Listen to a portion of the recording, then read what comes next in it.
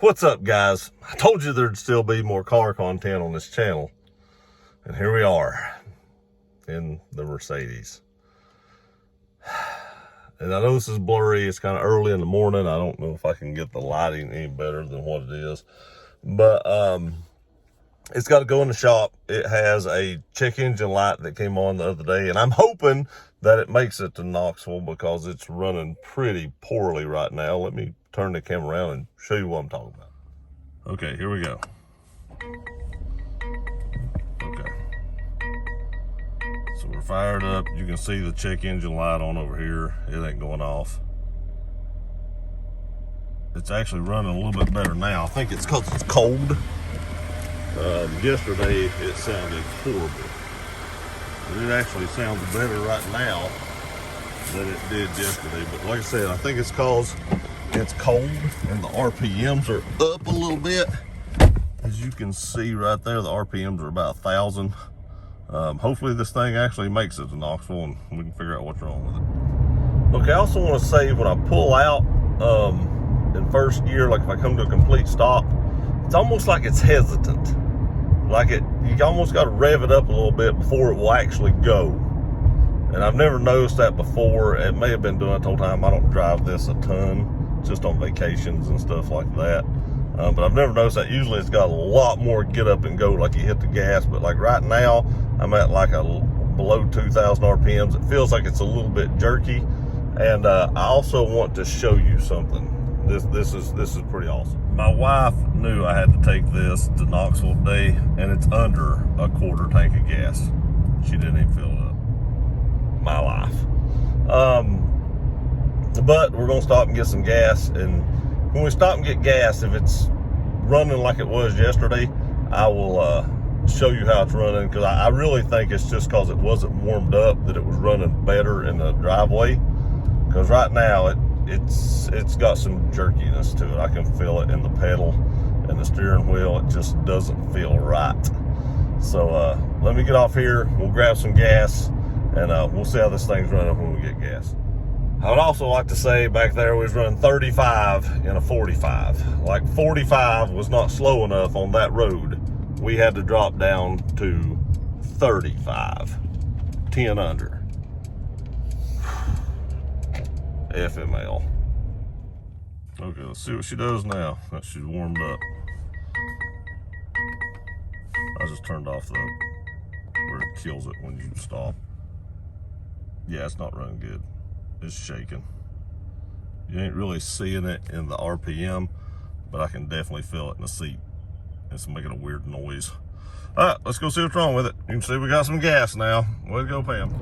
It definitely takes more gas to get it going. Like you got to give it more gas. RPM's got to be up to actually start moving. Oh, I forgot to tell anybody that don't know, and you can probably tell from the title of this video, but this is a 2020, I believe it is, Mercedes-Benz GLB 250. We had some issues out of it before. Let me give you a little backstory. The windshield wipers quit working. They did some kind of flash to the computer, said that fix it. That didn't fix it. They did something else to it, said that fixed it. That didn't fix it. Took it back in and they did something else to it. I don't remember what they did the other two times. Said it'd fix it. I didn't even hardly get off the lot and it did again. And finally they replaced the windshield wiper motor, I believe it was, and that actually did fix that issue. We've not had any more issues with the windshield wipers. I do believe that the windshields are crap on these cars. They are weak. This windshield had 3 busted places in it from driving it to Florida. And the last one, I actually seen the rock hit it because it hit right in front of me when I was driving. And it was a tiny little rock. And it took a chunk. I mean a chunk. This thing, my truck windshield, and actually I've had some car windshields, got hit way harder than this thing usually got hit. And it would crack or chip it almost every time it got hit. I mean, it was nuts how weak this windshield seemed to be. So we had the windshield replaced. And now the check engine's light and it's running pretty bad. Once I'm going, it doesn't feel that bad, and it gives me more confidence that I believe I'll make it. But when we stop, it takes some of that confidence away. So I'll keep y'all updated on what they say, but I wanted to give y'all an update on the windshield and some other stuff that we've been having issues with. Y'all seen in some of the other videos you've been on the channel for a while where the first time the windshield cracked, we was on our way to Orlando. The second time it cracked, we was on our way to Ormond, I think it was. And the last time it cracked, we was actually on our way to Myrtle Beach. We wasn't on our way to Florida then. It was actually on our way to Myrtle Beach. And I live in a town with 5,000 red lights and almost a red light for every person, it seems. And I get caught by every one of them, so we had to stop again. It idles up to 1,000 when I stop and then drops back down and feels like crap. Wish me luck. All right, guys, on the interstate, cruising about 80 mile an hour, no problems. Seems to be doing all right on the interstate. Now, if I have to give it gas, I still feel a little sputter. I can't remember if it does that normally. But at 80, it feels like it always has. It's really at low RPM. So, I don't know what the problem is. There's so much electronics on this thing that I wouldn't even know where to begin.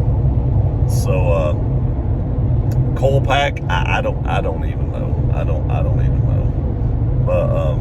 But when you're just cruising down the interstate, no problem at all. Just want to give y'all an update on that.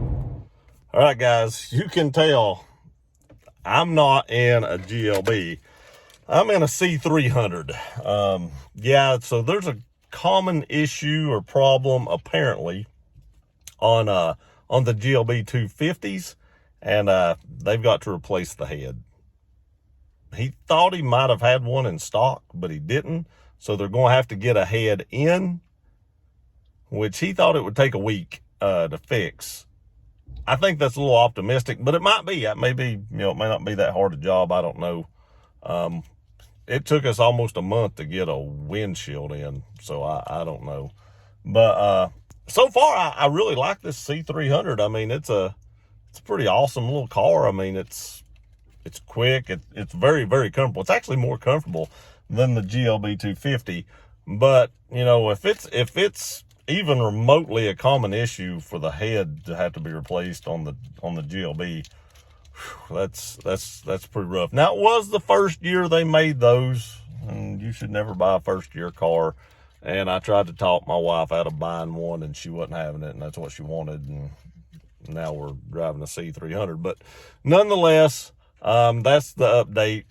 Just waiting to get it done. And if you're looking to buy a GLB, do some research into it for yourself. Look up this issue. Make sure it may be common. It may not be. I don't know. Just from the way the guy talked, it made it sound like it wasn't an uncommon issue to me. So when it's all said and done, I'll update you on that, but, that doesn't sound good for the home team. Anyway, love you guys. Thanks for watching this video, and I'll keep you updated. We'll see you next time.